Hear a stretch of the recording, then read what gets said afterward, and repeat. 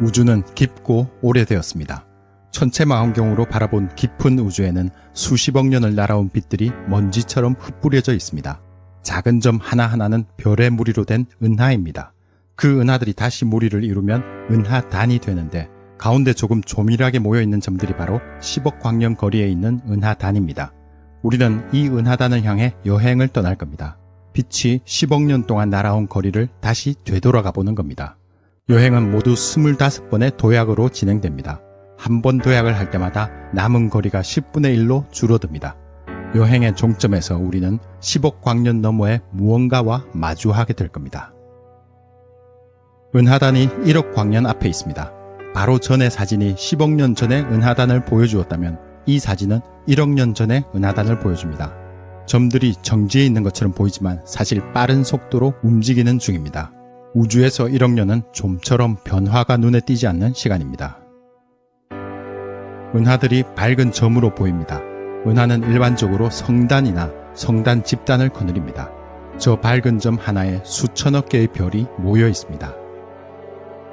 은하들 가운데 하나는 나선 모양의 은하네요. 나선 은하는 우주에서 가장 흔한 은하 형태입니다. 우리가 여행할 이 은하도 아주 평범한 은하들 중 하나이겠죠. 나선 은하가 은하 핵을 중심으로 돌고 있습니다. 수천억 개의 별들이 서로의 중력에 이끌려 2억 3천만 년에 한 번씩 은하의 중심을 돕니다. 별들 가운데 몇몇은 가까이 다가가기도 하고 몇몇은 더 넓은 궤도로 옮겨가기도 합니다. 은하의 중심에서 약 3만 광년 떨어진 곳입니다. 성운과 빛나는 기체가 어두운 먼지 파편들과 함께 뒤엉켜 있습니다. 별들은 그 뒤에서 조용히 빛을 내고 있습니다. 이제 은하의 원반 안으로 들어왔습니다. 여기서는 별들의 무리도 하나하나 구분되어 보입니다. 만약 이곳에 어떤 생명이 존재한다면 그들이 보는 수천 개의 별들은 대부분 이 사각형 안에 들어있을 겁니다. 사각형 밖의 별들은 눈으로 관측하기에 너무 희미합니다. 우리가 알고 있는 대부분의 물질은 이 작은 별들에서 만들어집니다. 수소와 헬륨, 탄소와 철처럼 우주를 구성하는 물질들이 별들의 내부에서 일어나는 강력한 핵융합으로 만들어집니다. 이제부터 멀리 위치한 별들은 거의 고정된 배경처럼 보일 겁니다. 우리 여행의 보폭이 너무 짧아져서 별들이 눈에 띌 만큼 이동하지 않기 때문입니다. 중앙에 위치한 별 하나가 유난히 밝게 빛납니다. 이 별이 유난히 밝은 이유는 단지 가깝기 때문입니다. 우리가 이 별에서 멀어지면 이 별도 다른 별들처럼 희미한 배경이 되겠죠. 가운데 별이 멀리 있는 별들을 배경 삼아 더욱 밝게 빛나고 있습니다. 이 별에도 행성들이 있군요. 아마 수십억 년 전에 이 별을 중심으로 회전하던 먼지와 가스, 얼음 결정 등이 중력에 의해 뭉쳐지면서 지금의 모습으로 자리 잡았을 겁니다. 행성들은 그 뒤로 수십억 년 동안 이 별을 돌고 있습니다. 행성들의 공전 궤도가 한눈에 들어옵니다. 별의 먼 바깥을 크게 도는 행성들도 있고 별 가까이에서 빠르게 도는 행성들도 있습니다. 행성들은 애초에 원반 모양으로 회전하면서 생성되었기 때문에 옆에서 보면 거의 같은 평면 위에 있습니다. 별 가까이에서 도는 작은 행성들입니다. 이 정도 거리라면 행성에서 바라보는 별은 눈부시게 빛날 겁니다. 별에서 쏟아지는 빛 에너지가 온 행성을 뒤덮고 땅은 열기로 가득합니다. 반대로 별을 등진 쪽은 무척 어두울 겁니다. 행성의 밤하늘은 수천 개의 별이 떠있고 유성들이 떨어지고 아주 가끔 얼음 혜성이 긴 꼬리를 남기며 지나가는 광경이 연출될 겁니다. 우리 여행의 종점은 이 행성들 중 하나가 될 것 같습니다. 별의 크기와 행성과 거리를 고려했을 때 이 행성들 중 하나에는 생명활동에 적합한 환경이 갖춰져 있을지 모르겠습니다. 종점으로 낙점된 행성의 궤도입니다.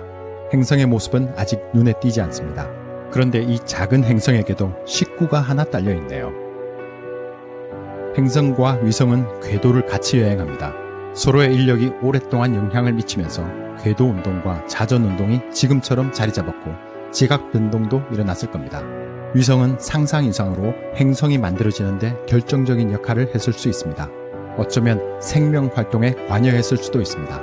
그 정도로 둘은 가깝고 긴밀하며 오래된 동반자입니다. 행성이 광활한 우주에 떠 있습니다. 한편으로 외롭고 한편으로 웅장한 모습입니다. 우주의 한쪽 구석에 떠있는 이 행성에게도 누군가의 역사가 존재할까요? 행성은 구름과 대기로 뒤덮여 있습니다. 구름 밑으로는 파란 바다와 갈색 땅이 보입니다. 생명이 태동하고 활동하기에 적합한 환경처럼 보입니다. 행성의 구름 사이로 작은 반도가 하나 드러납니다. 반도의 대부분은 산으로 뒤덮여 있네요. 산맥의 끝자락에 평야도 보이지만 아직까지 문명의 흔적은 눈에 띄지 않습니다.